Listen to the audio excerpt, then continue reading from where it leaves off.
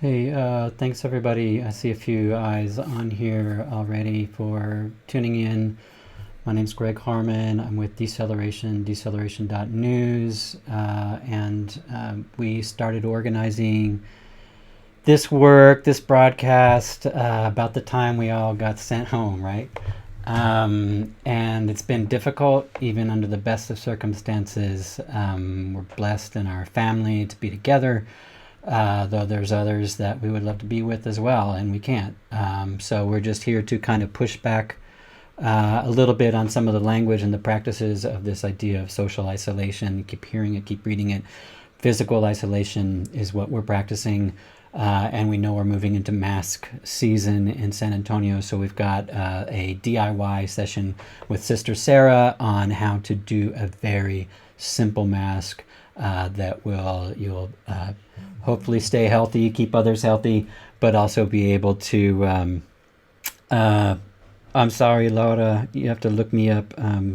Someone text, if you know Laura Rios Ramirez, send her a note because I can't send a link. She's looking for this broadcast.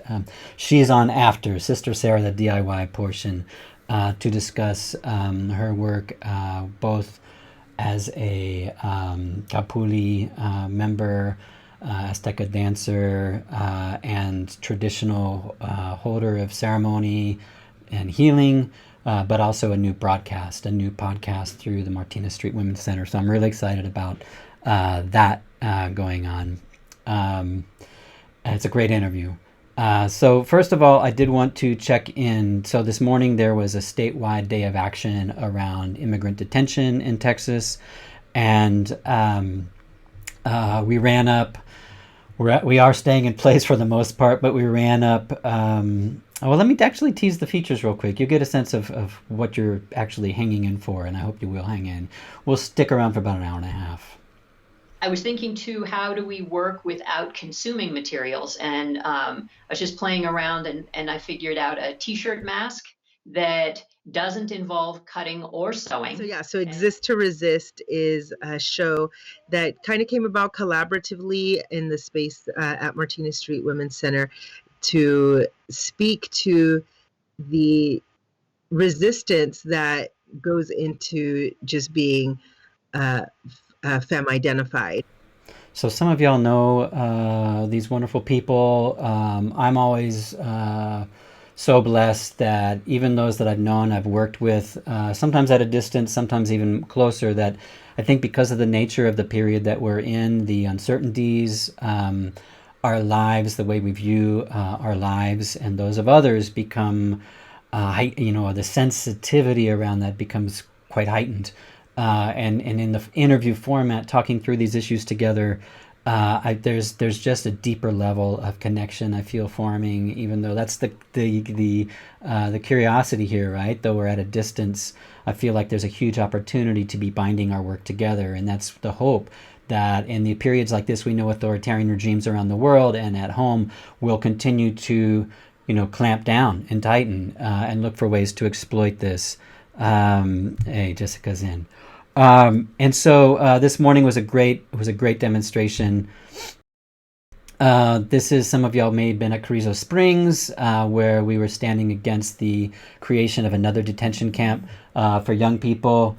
And that lasted, I don't know, a couple of weeks, but that image was right before several folks who came out were thrown on the ground and arrested for being there, for standing up to the racist, anti-immigrant apparatus that is been unleashed in ways like we haven't seen in many years, maybe since World War II. So I do want to share just a few images from this morning. Up there, there's ICE offices up on the north side. With assistance, we're here to say free them all. That's the ICE headquarters building right there on the 15th floor. The ICE director works from, and he's detaining all of the immigrants and letting them die if they get COVID. Free them all. We're here because we're in protest of the people being continually detained in COVID-19. They don't have soap, they don't have cleaning supplies, they don't have masks like we do. However, the guards do. They need to let these people out, and they need to let these people out now before COVID runs rampant in these detention centers. And guess what happens when it runs rampant in the detention centers? The employees are going to bring it back to our communities, and we can completely be slaughtered by COVID-19 one more time. We need to release the people in detention centers, and that's why we're here today. Please help us. This is an excellent initiative, and I just put Rios' website up on here. That's where I'm finding most of the updates and writing around this issue.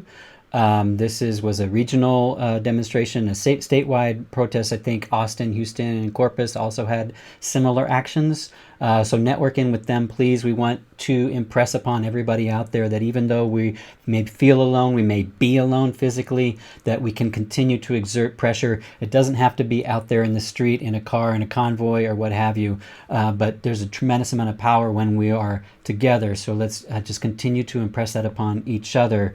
And obviously these detention camps are, whether it's the juvenile justice system, jail, prison system, immigrant detention, we want these people to be safe, and we need to see mass release. As well as understanding that this is for our benefit. And that's the thing. I mean, when we think about right now, who we're defending, who we're standing up for, ultimately we know a healthy society, a just society, it is good for all of us. And so this is fundamental, basic work. And I will say at today's action, it wasn't just Rios, but SA Stands, Poder, Interfaith Welcome Coalition, Poor People's Campaign, Party for Socialism and Liberation, and probably others. We were in and out. I wanted to hurry back and get this done. It takes a lot, just these little pieces that we build up over here, and I lose it sometimes, and it's hard. But so again, back to Sister Sarah, the masks. We know that. Let me close out of here. Oh, I had housing assistance up. I'm sorry, Jessica's here probably for the next 30-second segment. 16 million coming up for a vote at San Antonio City Council this coming week, and for additional assistance. Most of that is still going to be funneled through landlords, as we've been hearing. So it's rental assistance, it's utilities, and internet, which are vital to all of us, right? That's all still being sucked over, sucked up by the landlords. There will be gift cards potentially in this, $300 max. For HEB and gas and those things, and kind of what we've been messaging here. And if you go back to episode 4, we have tremendous housing advocates here that we had an extended conversation with. It was actually several hours that we boiled down to 35 minutes. But the general message is that's not enough money. There needs to be more, and we need to. We've got some guests walking in for something that I can't respond to. So do what you need to do. Not from me, thank you. So in addition to that these funds, moving them through the SA Housing Trust, where there are members of council to help oversee and know that this money is being spent well, that it's going to those who are in the greatest need, rather than this hodgepodge of nonprofit, grass top, major nonprofit groups. And so let's see, so the link's up if you want to apply. This has been a tremendous boost. 47 per week on average we're applying for housing assistance, and now this last week was over 5,000.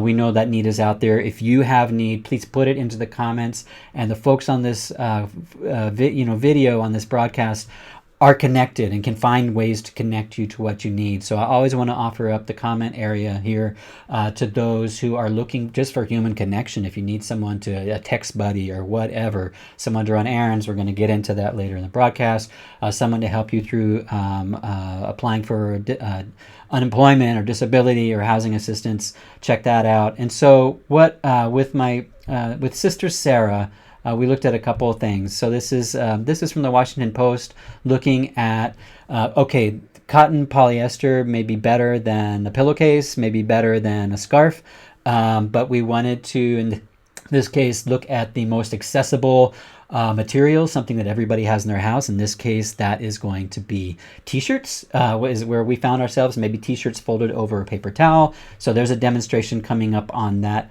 right now. We've got a number of interviews, so I want to move into that fairly quickly. And again, here is Sister Sarah. Mayor Ron Nirenberg Lindbergh shows off his Texas-themed mask during the announcement. Judge Nelson Wolf wears a bandana to show there are multiple options to choose from. Stay alive and stay healthy. Stay alive and stay healthy. Stay alive and stay healthy. Where early on they got masks up and going.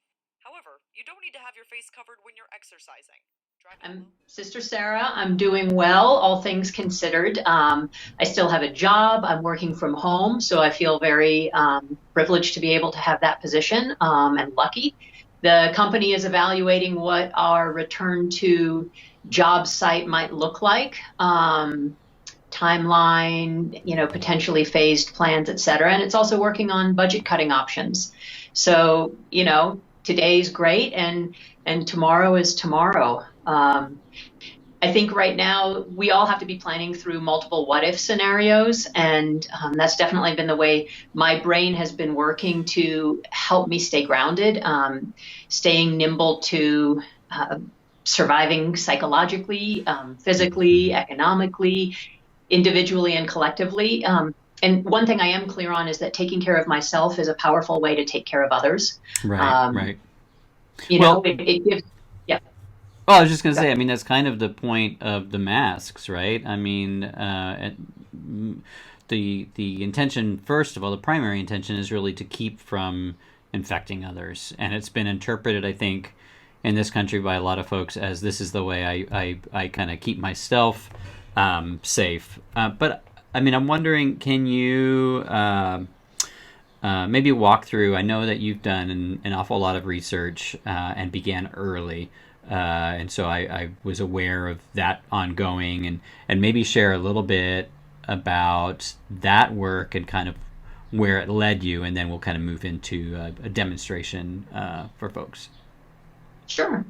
So I think reading broadly and reading from other countries, even before we were seeing anything domestically in the reporting, it has really led me to understand more clearly that what planning is about is as much being ready for something as it is exercising our nimbleness muscles to respond to anything, right?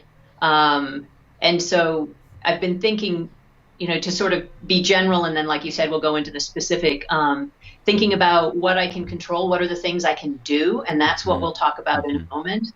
What are the things I can influence? Maybe I can't do it directly, but I can collaborate with others. And then what are options still within my control, even for the things out of my control completely? Because I think that's the world we're living in. These three areas are really critical to be top of mind. And like you said, what is the purpose of preventative measures? Are they for ourselves or others? To your opening question, what do I need?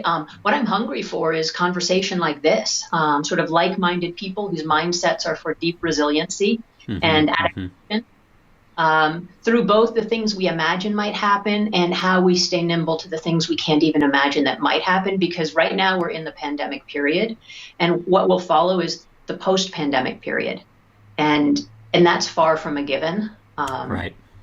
That's what I mean.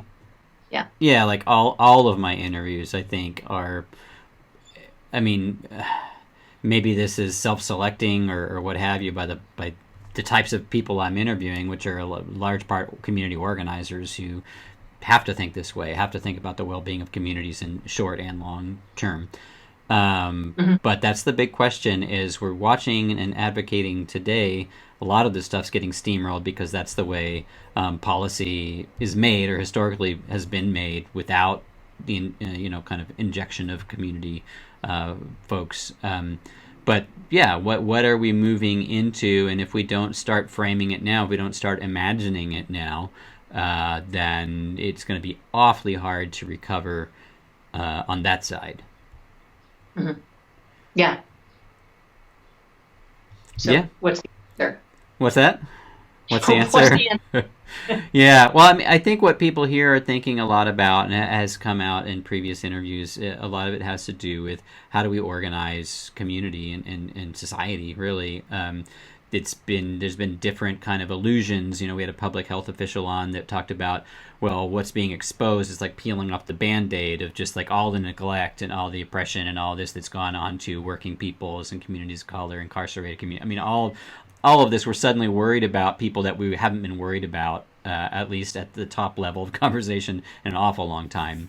And so how do we, well, obviously healthcare for all is a huge one. The ability, jobs with dignity, the ability to take time off when you're sick and not lose your job, on and on. And so this is all framing that's going up right now, I feel like, in terms of where folks are moving towards in terms of a resilient society. It's not just about carbon. For traditionally minded environmentalists have gone from kind of land conservation to carbon. It's about just societies where all folks are and have the opportunity to have full and rich lives for themselves and their families. And we're a long way from that, as I think that this current moment is demonstrating. Whether it's the public health illustration was the festering wound, and then later it was someone talked about peeling the veil back. So whatever kind of illusions people are using, the way we respond right now will really determine, I think, where we end up in 6 months, a year, or 2 years, obviously. So I'm really, yeah. okay. I think that when you said 2 years, I think that's reasonable to say that, it may be that our pandemic period with phases is at least 2 years. Mm-hmm. Yeah, and I'm watching all of the open carry demonstrations, how that's evolved now, and not only, I'm thinking just like the public endangerment, and the folks that are putting themselves at risk to be in public spaces, close together, calling for, whatever, the political, the theater that's going on, but they're bringing in children in strollers, they're bringing in minors, and to my mind, I immediately rush to child endangerment, law. So how we respond in these cases as well. Are elected leaders, our law enforcement so afraid of this constituency that they're going to not step in and protect children? That's another question on informing where we go. If it's 2 years, then it's 2 years. But that's just, where I'm at. I was just watching a video just now from Austin. There's been others in other communities, these demonstrations popping up about reopening, right? But I know you had kind of like a demonstration that you wanted to provide, and kind of my ask, was really about what can anybody, who's at home, have access to very, very simple materials, and I'd love to see kind of like what you've come up with. So I was thinking about masks, and there's so many nuances. It's not about necessarily having the mask, and I appreciate the directive to make cloth masks so we can be sure to maintain the supply of medical masks for our medical professionals and those who have heightened need. I was thinking too, how do we work without consuming materials? And I was just playing around and I figured out a t-shirt mask that doesn't involve cutting or sewing. And so it can continue to be a t-shirt. I cut up some t-shirts originally and I realized I didn't actually have that many. And so if this is a prolonged period, how do we make reusable things? And then it also meets the CDC's call for 2 layers of strong cotton over your nose and mouth. And I think to my experience, meets some of the vulnerabilities I've seen in other types of homemade masks. So give you an example. Here is a regular cotton short sleeve t-shirt. Now there are 2 ways of doing this. One is what I call ninja style, which also covers my hair, because I realized I was out walking the dog, as we are allowed to do where I am, maintaining physical distance, and I had a mask. But what was not able to affect was the behavior of the people around me. And so while I was practicing good protocols, I had a jogger huffing and puffing with no mask who chose to go directly a foot behind me. And I was just thinking about, our nose hairs are designed to catch particulate matter. And so it's highly likely that my hair, as he went by, caught some of his viral or respiratory droplets. And we know that's how the virus spreads. So let me show you first the ninja style mask, which does give full hair coverage if you are around people who might not be as cautious with their droplets as you'd hope they would be. So just put the t-shirt on. You start to put it on as you would normally. Pull the front of the neck hole up. Then you want to center it so you grab the arms. Keep your nose covered, and you simply knot the arms. If I get my arms down, you should be able to see behind me here. You want to make sure you have just a single layer of cloth here, and you have a snug fit around your face. You then go to the bottom of the t-shirt, and you can flip it up, and that creates your second layer of cloth. You can knot that just below the top knot. And what that does, that quickly gives you a mask that has minimal gaps. It relieves the pressure on your ears that I've felt from a lot of the over-ear masks. It's more comfortable over my nose because some of the weight is being supported by the top of my head. So if I were going out for a protracted period of time, now I might look a little funny, but I might feel fairly secure. Another benefit of this is you can still reach your ear ledges. And I recommend, whether you're wearing glasses because you need them to see, whether you're wearing them as an additional windshield, or whether you're wearing them as sunglasses, that's another place that we're very vulnerable to respiratory droplets. Now, whether those are coming directly from someone coughing, sneezing, breathing, or if we're around someone who might be more likely to put those into an aerosol form, and that, from what I'm reading from the literature, would be if someone is on a high volume oxygen machine or is using a nebulizer or some other type of medical treatment. So to take it off, easy. If I've been out, I have to assume all of the exterior layers might be covered in virus. Also assume my hands might be covered in virus. So when you take it off, simply undo the knots, but keep the thing from flopping down, because you want to keep the outside on the outside and the inside on the inside.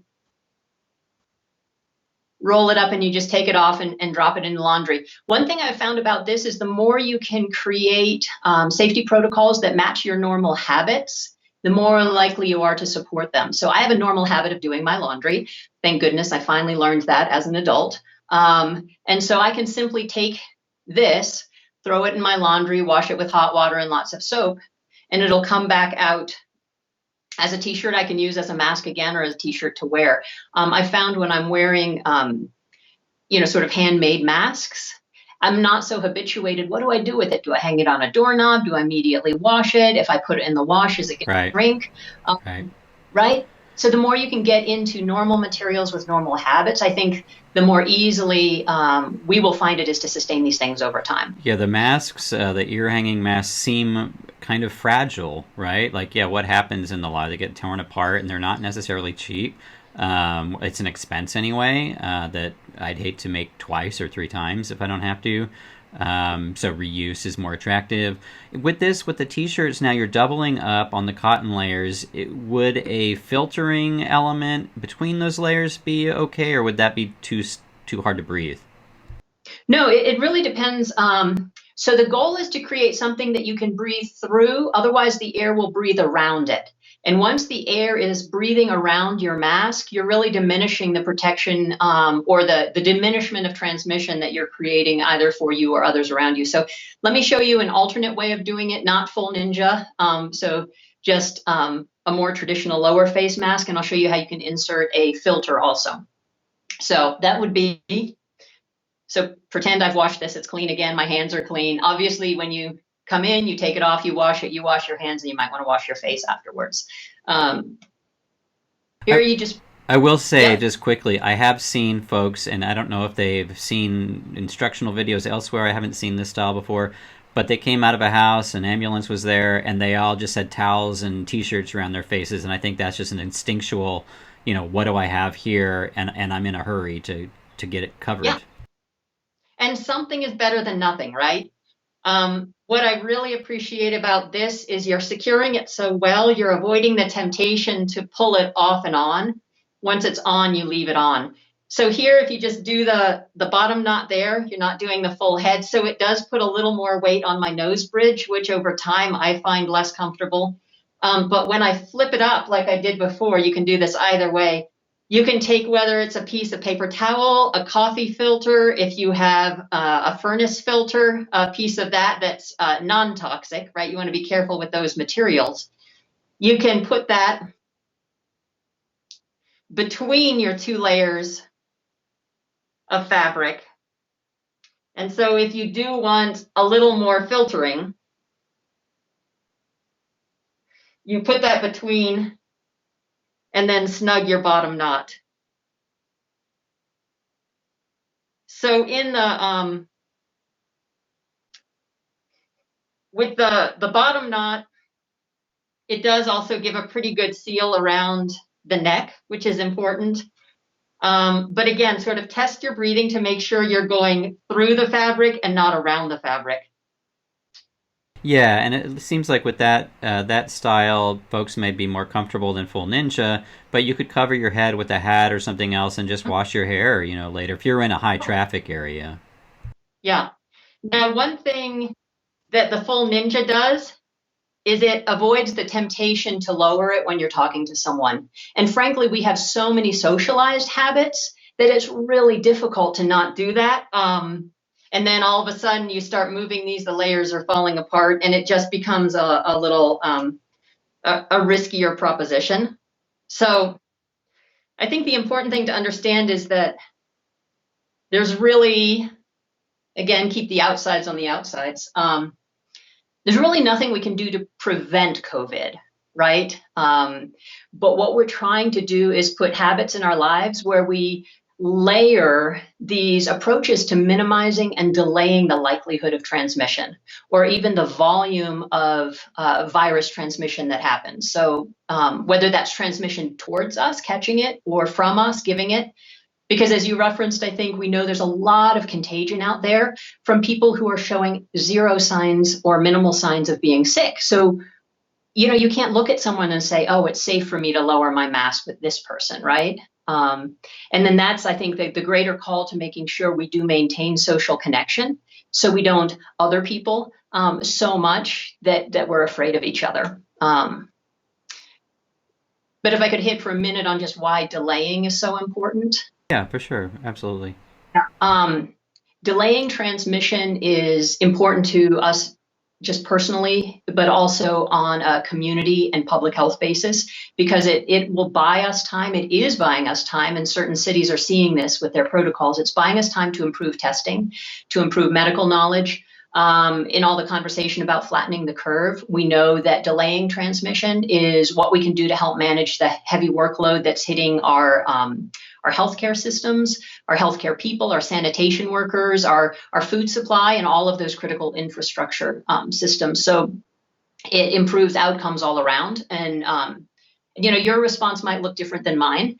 And I may look a little extreme when I go out in the world, because frankly, I've noticed there are a lot of people who seem fairly casual, at least by external perception. I can't tell what they're doing in their lives, but where we layer things, like I've cut my fingernails short because it gives me greater peace of mind when I'm washing my hands. I'm doing a better job. Right. And I've also stopped wearing jewelry for the duration, because what we've seen from the studies is that the virus has a longer life on certain metal surfaces. Mm-hmm. And so I just thought, why not? Am I going to save the world by not wearing jewelry? No.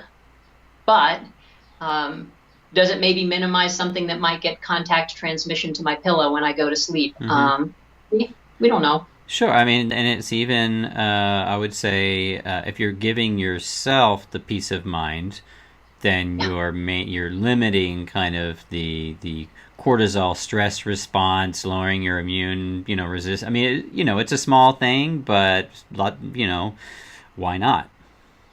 Yeah. And I think we're dealing with so much in the realm of abstraction and possibility that having these tangible and simple and repeatable things that we can do, like you said, is a powerful foundation for mental well-being. Yeah, definitely. Anything else as we're closing out? I think that's it. I really appreciate the conversations. Yeah. You're soliciting the connections you're making, and thanks for letting me join. Yeah, awesome. Well, yeah, no, thank you. I mean, it's our pleasure, and yeah, keep staying safe. We'd like to have you around for a little while longer. Back at you. Okay, thanks. So, Earth Day is Wednesday, and despite all these reports that this time off, right, has given the activist community the ability to regroup and do different things and online and all this, and that's not my experience. We're trying out. I mean, here obviously this is an expression of my advocacy tilt, I guess.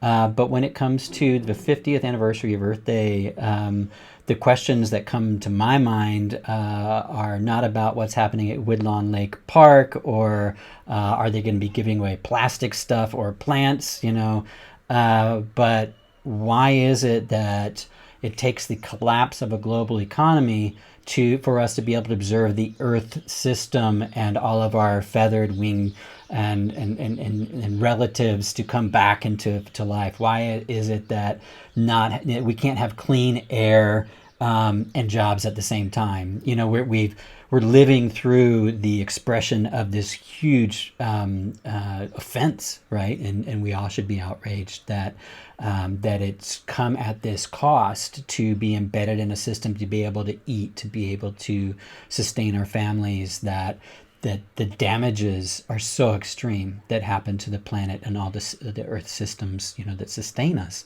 So I hope that folks will be looking for that. We will have a broadcast on Wednesday, and we usually, are trying to incorporate artists and musicians, poets. If you know someone who wants to engage and be involved in something like that, please do let me know. This is an ongoing conversation. We've been talking about housing. We've been talking about labor. We've been talking across the spectrum, right? And hopefully we can get more into mental health. We'd had a health episode, but mental well-being and domestic violence. There's so much to do. Thank you, Fabi. Yes. And I just had to throw it on because I was going into an empty scene, and I thought, Earth Day. So anyway, I'm going to keep this short, but I did want to throw up on the screen something else that folks may not be aware of yet. So ideally, our communities would be sustaining each other in ways that are natural, that the dependencies are knit into the fabric of who we are with our neighborhoods and our neighbors. Until that comes, there is kind of this idea, maybe embedded in that is this peer-to-peer economy that we were hearing a lot about years back, that really morphed into another form of capitalist kind of resource extraction. If you think about Uber or Lyft, probably most popularly. Here's an immediate kind of crisis response. Runner City, there's one in San Antonio, there's one in Austin, probably elsewhere, where this is truly peer-to-peer. I post something on the Facebook page, there's a runner on the other side. If they want it, they grab it, and it's strictly on a tip-based system. There's not a bunch of money being drawn out of the business, the taqueria, or the Thai rest, whatever it is, the HEB, I don't know. being drawn out for that service. It's strictly, person to person. So that's available if you guys really find yourselves needing help, or you're unable to get outside and you don't have a social support. Please do use the comments though, and try to build community. This is a small effort that we're doing here. And I do want to throw up also the resources again on this broadcast, just real quickly. There is you can call in with questions, the website, the COVID-19 screening tool. You're not going to get a test unless you do this screening tool first, and it refers you to a test, and all the rest here. You can freeze your frame, right, and check this out. These are opportunities for assistance as well as to donate to your community. I don't think that school meals one is working. That was a bit.ly, like a short URL I threw in there. But there's a lot of opportunities to assist. The blood bank, they say they're practicing social distancing, and they'd screen also. They're going to check you for kind of like primary giveaways, like that you may be COVID-19 positive. But again, I want to just kind of offer that up and just encourage y'all, please do support one another in whatever form that takes in your life. So Laura Rio Ramirez is a friend of mine from a few years back. I first began to associate with her through the Kapuli Ayolo Patsin, the danzantes here in San Antonio. I began to understand a little bit more broadly what that is about, the tradition holding, ceremonial, medicine, and all the rest. So she'll be speaking about that, but I particularly invited her on to discuss a new radio broadcast that she has brought forth from the Martinez Street Women's Center, that is dedicated to women and girls and the femme-identified people in our community, their interests and needs. And it's a pretty interesting getting to know her again. Like I talked about, it's remarkable what the moment has brought to us, right? This moment of vulnerability, creating more vulnerability between people. And so it's a great conversation, and stick around. It's about 30 minutes, and we've got a few more updates on the other side. But check out past episodes if you can, if you're interested. And if you know folks that you think would be good for us to feature, we do throw up the tip jars, for those artists, performers, and all the rest who are out of work, who are unable to gig, right? And unable to be out there. We can do a little bit to promote their work and try to give them a little boost up as well. And I have a couple slides later on. State Rep Diego Bernal sent out information about unemployment assistance, and it looks really freaking complicated. So maybe folks can dial in on the comments and with tips and tricks. But for now, here's Laura. Welcome. This is Guided Liberation, a guided practice for reprogramming the mind and growing our personal freedom in times of distress. I'm Laura Rios Ramirez, and I'll be your guide for today's meditation. Tell me, how are you doing? I mean, how have things changed for you? And I mean, how are you staying safe right now? Well, hello. I, first of all, just want to, start off by expressing gratitude and just, extreme, yeah, I mean, I just want to express gratitude for my life, for the life of my children, for my family. Thankfully, we are healthy. Thankfully, we are finding ourselves in a very privileged space where we can work from home, and our children, have everything they need to continue their education process. And, we're just really supported by community, aside from, just socially or physically, being disconnected from all of our loved ones right now. I would say that, we're doing okay. We're doing, a lot better than I think some folks are out there. And, with that perspective, it really just shifts more towards a constant recognition of gratitude and just acknowledging that we're in a good place right now. Definitely, that gratitude itself can be a force to buoy us a little bit, and hold us up.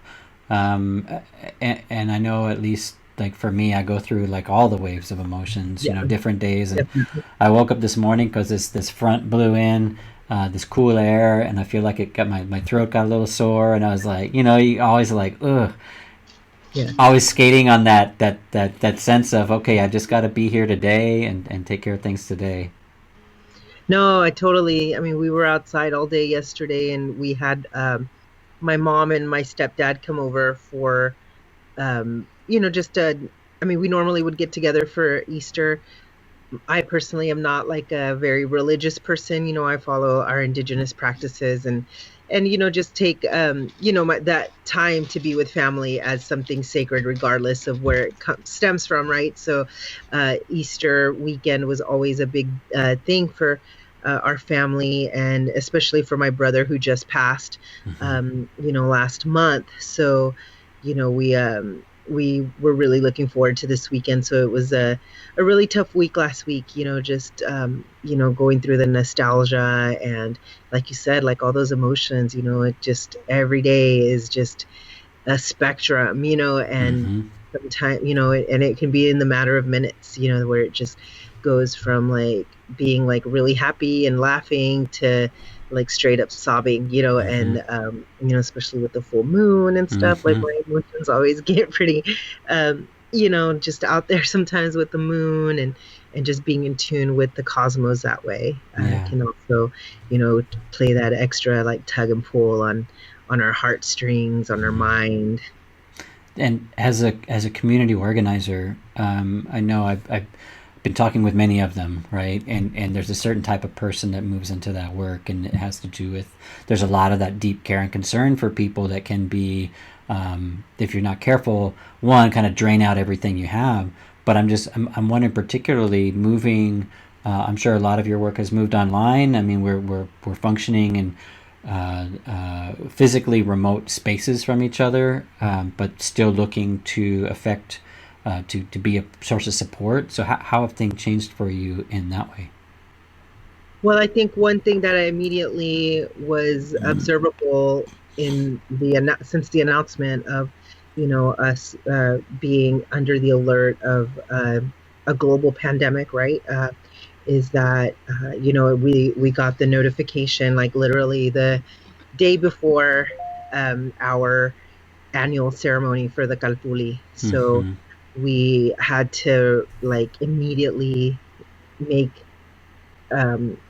decisions about, well, what are we going to do? Because part of the work when you're a caretaker and a wisdom keeper and a ceremony keeper is that you have this commitment to the spirit world, and you have a commitment to the prayer and the light that you cultivate when you're in those ceremonial spaces.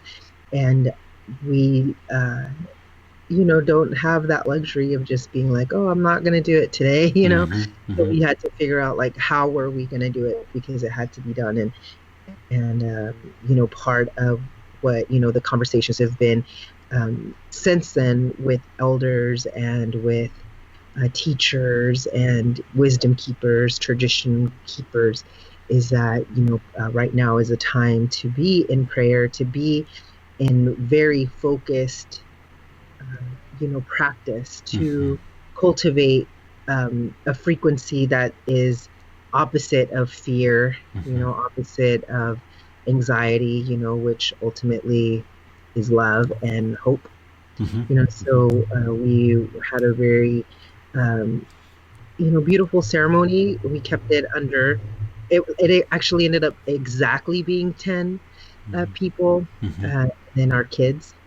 So that was just a very intimate ceremony. And I think that's been one thing that has really shifted, is that, we've been in ceremony on a weekly basis, and we're smudging every day, we're opening up our days, we're taking advantage of this time that we have with our children to begin our day on our terms. Obviously we have like the remote learning instructions from their schools, and we're also trying to create spaces for them to learn about the values and the teachings of our indigenous practices Mm-hmm. in a more focused way, so that's been a big change, which is something really ironic, right? Because a lot of times, in speaking to relatives, especially parents, that are part of the indigenous community here, we would have conversations around like, man, I wish I didn't have to work. I wish I could just Mm-hmm. Mm-hmm. stay home and homeschool my kids, and so,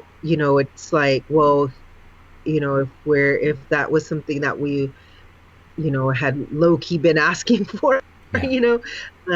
like, how do we still keep that mentality of being proactive and just making the best of that situation by Mm-hmm. creating that intentional space to really have more interaction with our children. Yeah. Yeah, So for that's sure. been intense, and just working through the schedules of what that looks like while we're still working and while they're still having to do remote learning. That's been a big change. And Mm-hmm. then another thing that's been a big change is, obviously, a lot of our work is frontline work. Mm-hmm. We're in the community. We're in the schools and well, yeah, for my husband and I, we're both in schools. So Mm-hmm. in the schools, and we're creating content I work for Martinez Street Women's Center. That's my employer at this time, and the organization that I ascribe to, right? Like the values of Mm-hmm. creativity, collaboration, empathy, solidarity, that are part of our mission as an organization, are all things that I embody as an activist, as a spiritual person in the community, and as as a contributor to the work that we are able to do at the Martinez Street Women's Center, Mm-hmm. which is all frontline work. Mm-hmm. Yeah, I was really excited that when we connected and I began to think about having you on to the show, because you have such a rich and broad and deep. I mean, a lot of people are broad. I'm probably broad in some of my interests or engagements, but maybe not as deep. But I feel like you're so grounded. And I'm wondering a couple of things. If you could, one, describe. And a lot of people maybe watching this don't know what kapuli is, or maybe because you are going to, and I'm excited that you'd offered to kind of do what you call guided liberation, offer an exercise for folks. But will you kind of like describe your path, as well as maybe introduce your broadcast, the Exist to Resist, for folks, so that we can check in on you there. Folks are going to want to, they're going to participate in this exercise and want to, I'm sure, know you more. Yeah, absolutely. Well, yeah, some of the work that I'm really fortunate to be able to do is, basically, just I'm able to bring my organizer work to my workplace, and then my workplace into my organizer work. So Right a on. lot of it kind of overlaps. So, I think that's why, the general like feel when folks come across like the work that I'm able to do with the kalpuli, which is kalpuli is the Nahuatl word, right? It's Nahuatl is one of the many indigenous languages that are spoken on this continent, and it's actually the most widely spoken indigenous language of the continent that we reside on. Anahuac is what we call it in the Nahuatl language. Other people call it Abiayala or Turtle Island. Mm-hmm. In South America, they call it Tawantinsuyu. So the continent itself, has so many different languages, and Nahuatl is one of the many of hundreds of languages, right? And the Kalpuli, it basically means 20 families, right? And the way that we've been able to preserve that identity as a Kalpuli is through, just the different knowledge keepers and historians and, traditional like ceremony keepers and scholars too, right? That have studied, just the different historical documents that have been left, and also the actual stories of Nahuatl people and of indigenous communities that still use this way of organizing themselves autonomously, right? And it's basically it's basically supposed to be like a commune, like it's supposed to be like a plot of land that gets shared with 20 families. And the way that it was implemented ancestrally was that the 20 families would live on this plot of land and, cultivate the crops and, take care of each other and the animals and the water and the elements. And they have their ceremonies, and then they were a part of like an autonomous, self-governing tribe, and through that, they ascribed to what, folks ended up, calling later on the Mexica Empire, right? And the reason that it was able to function that way was because the Calpuli allowed for just the right amount of families to coexist together without transgressing on the limitations of the earth and the land that they found themselves on. And then once it got to be bigger than 20 families, or when it went to like 21 or more, then somebody from the Calpuli would end up, breaking off and starting their own thing over there. So obviously, the way that we keep the tradition now isn't always, land based. It's identity based. So our Calpuli is rooted in Mexico, and then we are a part of a series of several families that are spread out through Mexico, in San Luis Potosí, in Amecamecan, right outside of Mexico City, here in Texas, in San Antonio, or in the Somisec territory, right, and in Austin. And, we have relatives out in Oregon that are part of our Calpuli family as well. That's the Ayolo Patsin? Ayolo Patsin, yeah. Okay. And it means the heart, the medicine of the heart of the water. Because, we find ourselves here in these areas that are, very tied to the springs, right? And our home altar in Mexico is a spring that's in the heart of Wirikuta, which is the desert regions of like the San Luis Potosí desert, where the peyote medicine grows.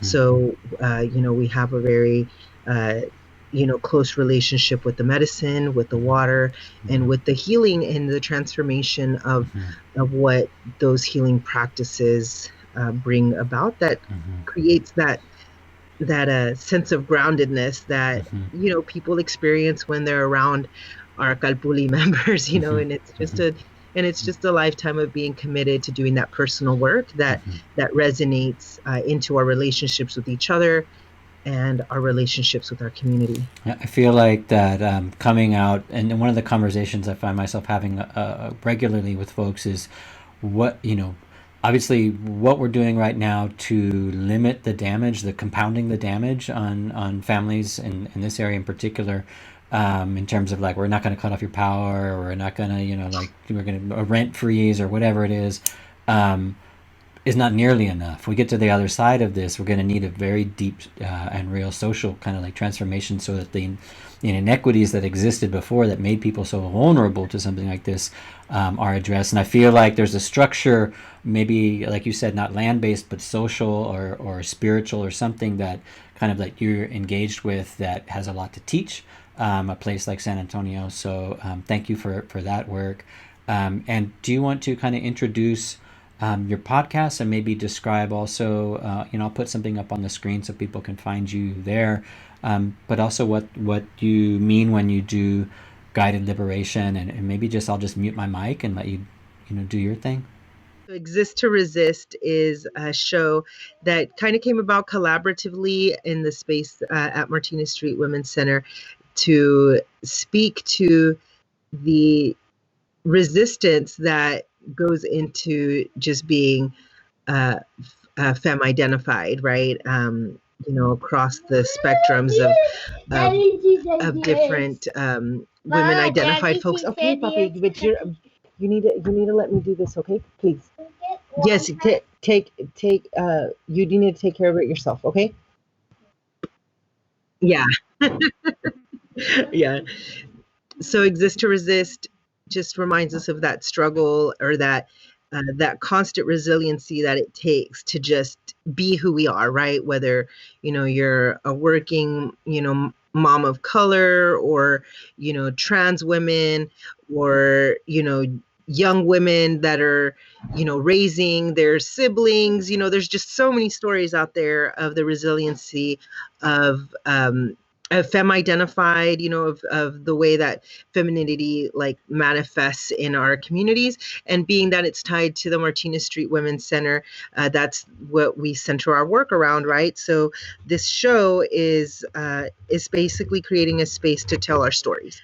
So with Guided Liberation, the idea was to create a practice, a guided practice that is inspired by Yoga Nidra, right? Which invites us to hold the polarities of or the duality, right? Like for us in our indigenous tradition, we call it the duality of everything, right? It can be like, the example that really really resonated deeply with me recently was grief and joy, right? Because with with the passing of my brother last month, that was a grief that was way far beyond any level of grief that I've ever felt.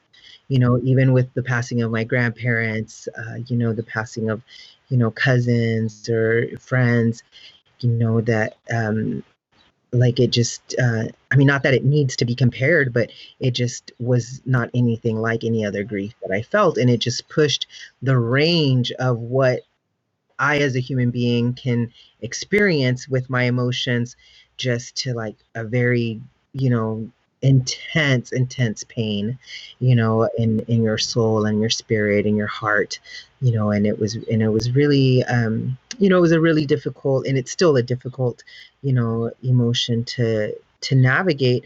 And at the same time, acknowledging that if the range of grief that my existence can experience, if it takes it that far, then that means that on the opposite side, on the polar opposite side of that emotion, I'm capable of experiencing just as intense of joy, right? So I think with the awareness that meditation brings, it allows us to see like the full spectrum of what being human and what sharing and exchanging our humanity can really be, right? So I feel that meditation right now is a much needed tool, because people are experiencing those range of emotions within minutes sometimes, right? Like, there's times when I'm speaking to friends, on the phone, and we're just checking up on each other, or there's times when, we're not checking up on each other, and, the lack of that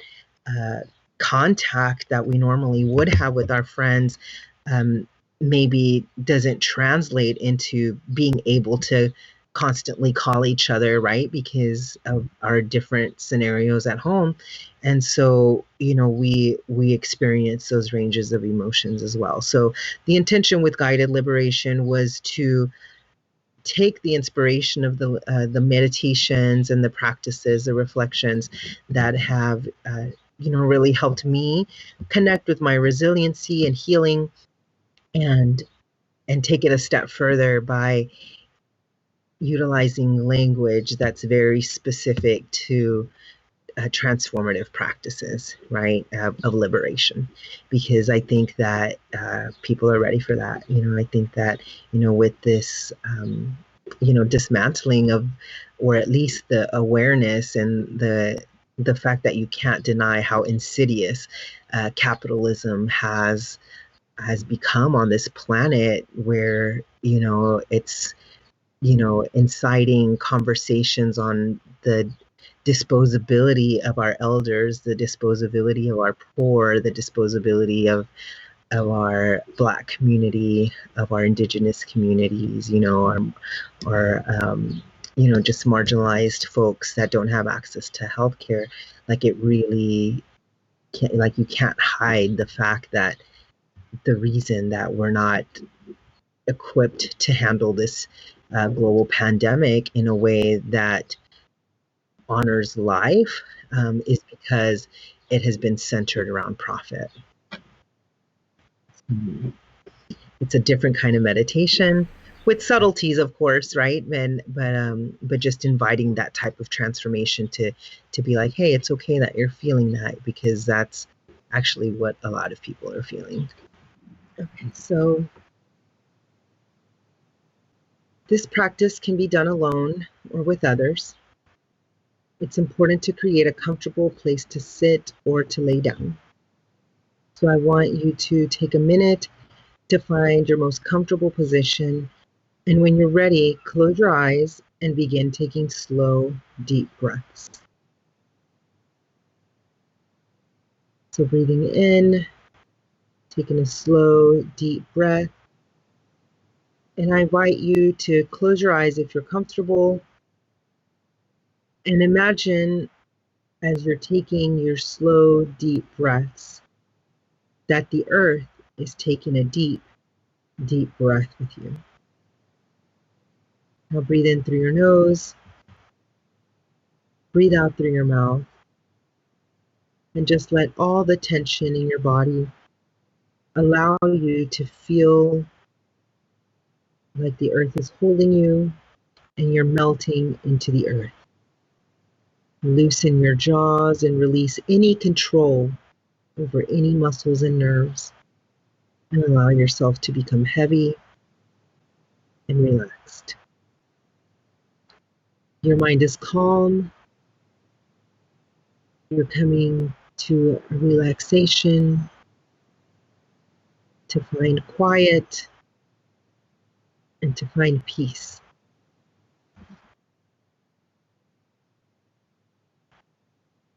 Now you're going to hear a series of positive affirmations that will change your life. I want you to allow your subconscious mind to listen to these affirmations and very clearly act upon them. Your subconscious mind is going to take these affirmations and make them a part of you and your life.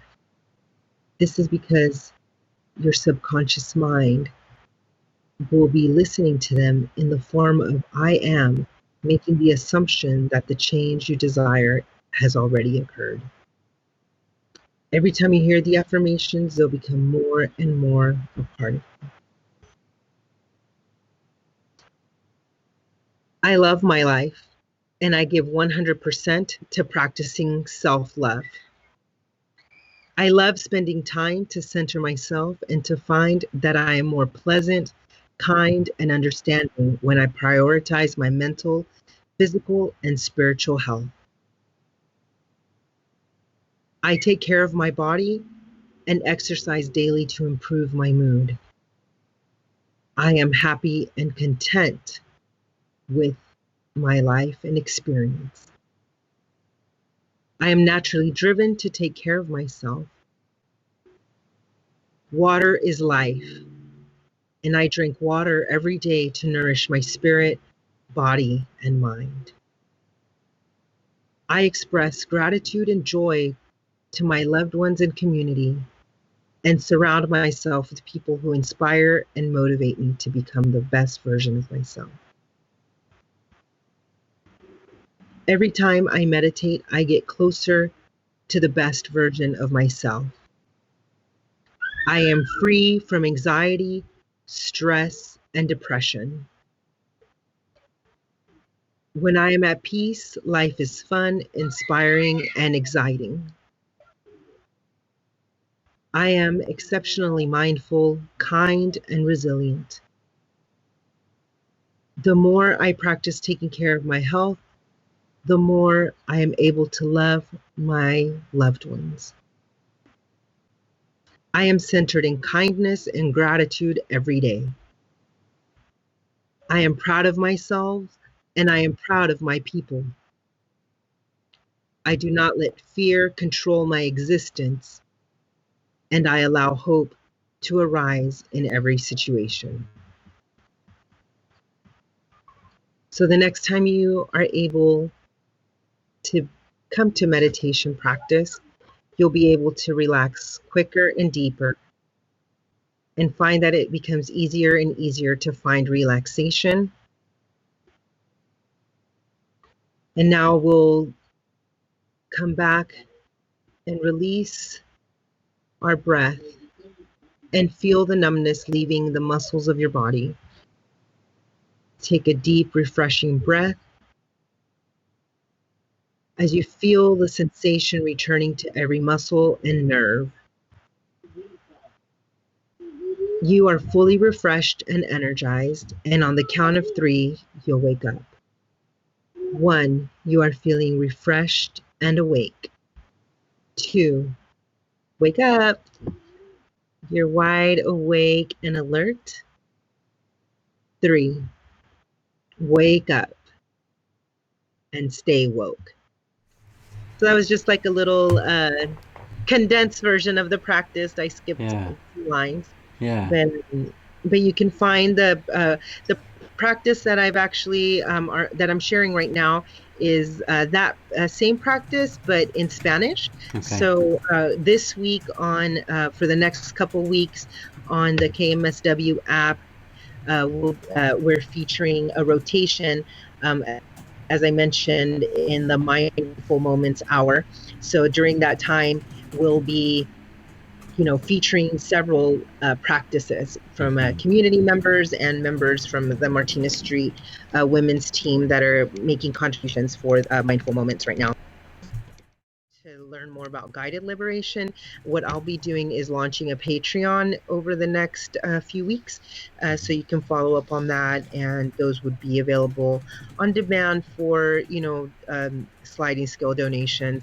I'm always a big advocate of making things accessible to those that are the most marginalized, and also inviting folks that are privileged to compensate fairly. So I think that the Patreon platform will be something that I'm willing to share some of these practices on, so that it helps kind of offset some of the independent contracts that I would normally be getting around this time. Because my job, obviously I'm a parent, and a lot of the I just finished grad school, so I'm still working part-time, and a lot of the ways that our family kind of made do was just through little side gigs. So now that those are kind of out of the question, like I think that this is something that I can share, that that would help us take care of each other. Yeah, so Laura, tremendous individual, good human being. Love spending time with you, talking with you whenever I get the opportunity. So thank you again for coming on. Sister Sarah, others who have been sharing good information this week. Everybody who turned up this morning to protest and demand ICE release those immigrants and immigrant families that are in detention, exposed to a huge threat. We know everybody in those conditions, in these confined conditions, are at huge risk of COVID-19. So just a quick update. I guess I don't even know. I've got just a couple minutes before I've got to close this broadcast. But folks looking for unemployment right now, we've shared housing information, some housing information, health check-ins, all that, volunteer opportunities. But so these are the times that they're recommending folks call in to make an unemployment claim. And this is again, I want to thank Diego Bernal, the state rep Diego Bernal, for sending this out. It looks tough, y'all. So in terms of like who qualifies and who doesn't, if you weren't explicitly laid off, if your boss said go home, I can't afford to pay you, is one thing. But if it's like they just shut down and there's no answer and you weren't laid off, if you're not COVID sick, likely you may not get it if you just went home. There's all kinds of loopholes, but there is another through federal, this CARES Act. If you do qualify at the state for unemployment, there's additional resources there. So check in with that. And I think so the state unemployment agency. And if you can put anything you learned down in the comments, I'm sure folks would benefit tremendously by knowing what your situation is, what your experience was with workforce and unemployment. Again, Monday is required masks out of doors in San Antonio. I don't know around the surrounding areas or unincorporated areas, but I would check before you're out. Top of this broadcast, if you missed it, is a t-shirt mask making opportunity. What else did I want to share real quick before we close out? Just know that, so we've got we did this last week, this last broadcast, 7, I guess, we did the nopalitos, how to harvest, identify good paddles, harvest, and cook nopales here. Cheap to free food. Now we're looking at Loquats. Let's see where it is. Do I even have it? Let me go look for this file because we want to make sure. We're actually looking for recipes on this one. If anybody has, maybe I don't have it.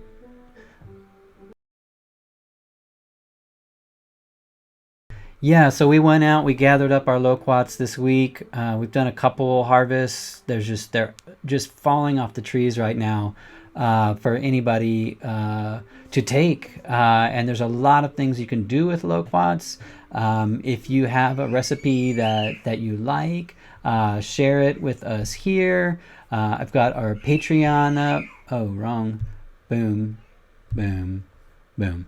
At Deceleration, I'm trying to bring Marisol, my partner, in more engaged here. We've had some instability around work. I'm working, but there's there's many question marks around right now.